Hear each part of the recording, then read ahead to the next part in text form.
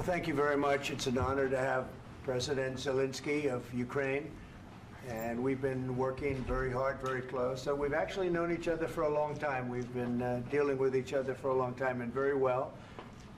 We had a little negotiation spat, but that worked out great. I think for both countries, I think for the world, actually, beyond both countries. And we have something that is a very fair deal. And we look forward to getting in and digging and working and getting some of the rare earth. But it means we're going to be inside, and it's a big commitment from the United States, and we appreciate working with you very much. And we will continue to do that. We have had some very good discussions with Russia. I spoke with President Putin, and we're going to try and bring this to a close. It's something that you want and that he wants. We have to negotiate a deal. But we've started the confines of a deal, and I think something can happen. The big thing is the number of soldiers, mostly at this point, but soldiers being killed. You're losing thousands of soldiers. So on both sides, we're losing a lot of soldiers, and we want to see it stop. And we want to see the money get put to different kinds of use, like rebuilding. And we're going to be working very hard. But we've had a lot of very good conversations. I will say until we came along, the Biden administration didn't speak to Russia whatsoever. They didn't speak to anybody. They just allowed this to continue. And I will say that, I'll say in front of you, you've heard me say it 1,000 times, if I were president, this war would have never happened. We would have had a deal negotiated for you without having to go through what you've gone through. But your soldiers have been unbelievably brave. We've given them great equipment, but somebody has to use the equipment. They've been unbelievably brave, and we give them great credit. This was supposed to be over very quickly, and here we are 3 years later. So I give tremendous credit to your generals and your soldiers and yourself in the sense that it's been very hard fighting, very tough fighting. They're great fighters. And you have to be very proud of them from that standpoint. But now we want to get it over with. It's enough, right? We want to get it over with. So it's an honor to have you here. Thank you very much for coming. We're going to sign the agreement at the conference in the East Room in a little while, right after lunch. And we'll be having lunch together. We're also discussing some other things. And we appreciate everybody being here. It's somewhat of an exciting moment, but the really exciting moment is when they stop the shooting and we end up with a deal. And I think we're fairly close to getting that, and an honor to have you. And please, if you'd like to say something. Yeah, thank you so much, Mr. President. Thank you for invitation. And really, I hope that this first document, will be first step to real security guarantees for Ukraine, our people, our children. I really count on it. And of course, we count that America will not stop support. Really, for us, it's very important to support and to continue it. I want to discuss it with details further during our conversation, and of course, the infrastructure or security guarantees. Because for today, I understand what Europe is ready to do. And of course, I want to discuss with you what United States will be ready to do. And I really count on your strong position to stop Putin.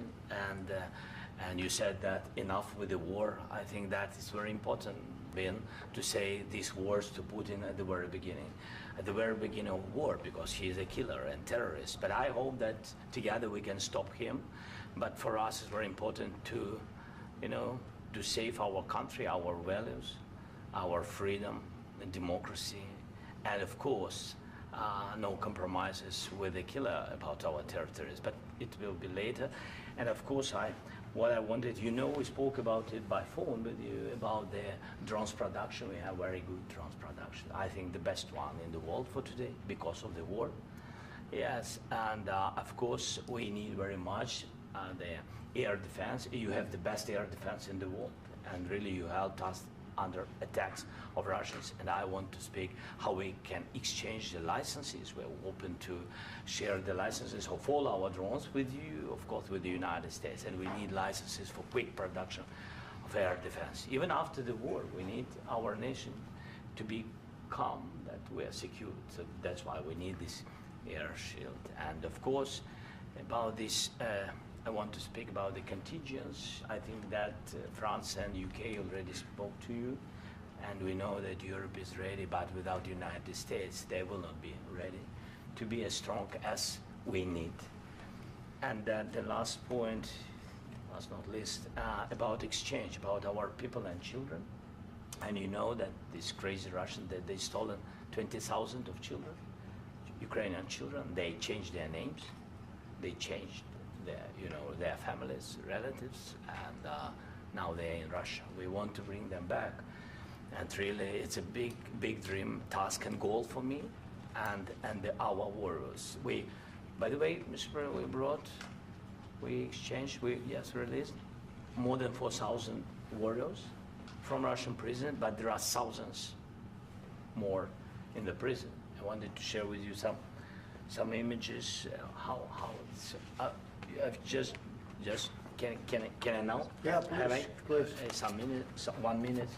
One minute. Just you to understand in what circumstances, in what situation they are, and what the attitude of Russia to our prisoners. That guys, just you before and after. And you see before and after, just you to understand. Now thousands of such guys, ladies and men, there, and that, so they don't eat, they beat them, and they, they do a lot of bad things.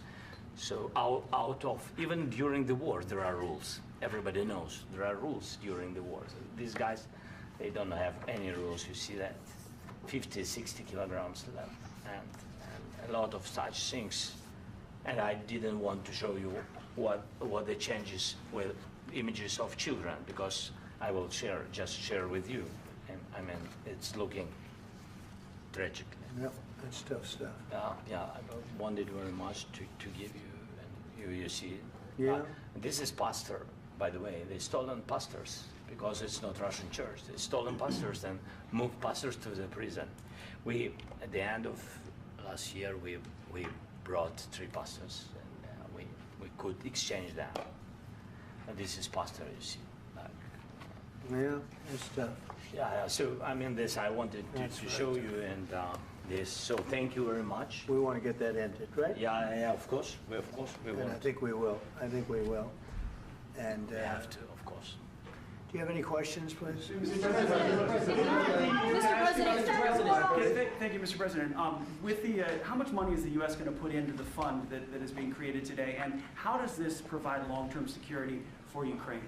Well, we don't know exactly how much, because we're going to be putting some money in a fund that we're going to get from the raw earth that we're going to be taking and sharing in terms of revenue. So it's going to be a lot of money will be made from the sale and from the use of raw earth. And as you know, our country doesn't have much raw earth. We have a lot of oil and gas, but we don't have a lot of the raw earth.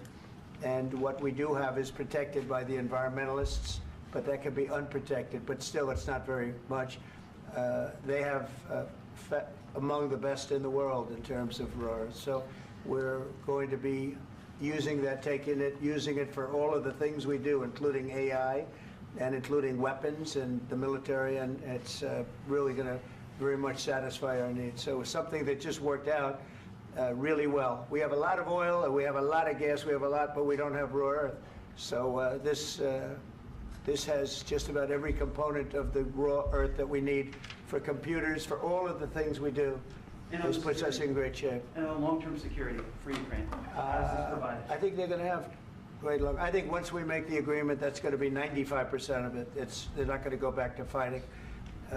I've spoken with President Putin, and I feel very strong. I've known him for a long time, and I feel very strongly that they're very serious about it, and we'll make a deal. And when the deal is made, I don't think, we talk about security. Everyone's talking about the other day, all they talked about was security. I said, let me make the deal first. I have to make the deal first. I don't worry about security right now. We have to have a deal, because right now, last week, 2,000 soldiers died on both sides. 2,000, and they're losing 1,000, 2,000, 3,000 a week. So as we sit here and we talk, people are getting shot and dying on the battlefield. And you know, they're not American soldiers, but they're Russian soldiers and they're Ukrainian soldiers, and we want to be able to stop it. And we want to be able also to spend money on other things. We don't want to, this is a tremendous amount of money. And what the Biden administration did was terrible. They were giving money, but he had no security on the money. Europe, as you know, gave much less money, but they had security. It was in the form of a loan. They get their money back, and we didn't. And now, at least we're protected because the American taxpayer has to be protected too. But this is an incredible agreement for Ukraine because we have a big investment in their country now, and what they have, very few people have. And we're able to really go forward with very, very high-tech things and many other things, including weaponry that we're going to use in many locations, but that we need for our country. Mr. President, This allows us to do that. will you continue I'm sorry. sending military aid? Yes, go ahead, please. If I can just, yes. In the document, there is one of the very important points. If we speak about business and investment, we never had LNG terminals in Ukraine. This document will open. I mean, the next documents, but anyway, here we see in the framework, we see a really goodwill for this. LNG terminals for us is very important, and I think for security of European continent. We have the biggest storage, gas storage. We have the biggest in Europe. Yes, yes, and we can use it for LNG, use it for LNG, and we will do it. And really, we can help Europe because Europe really helped.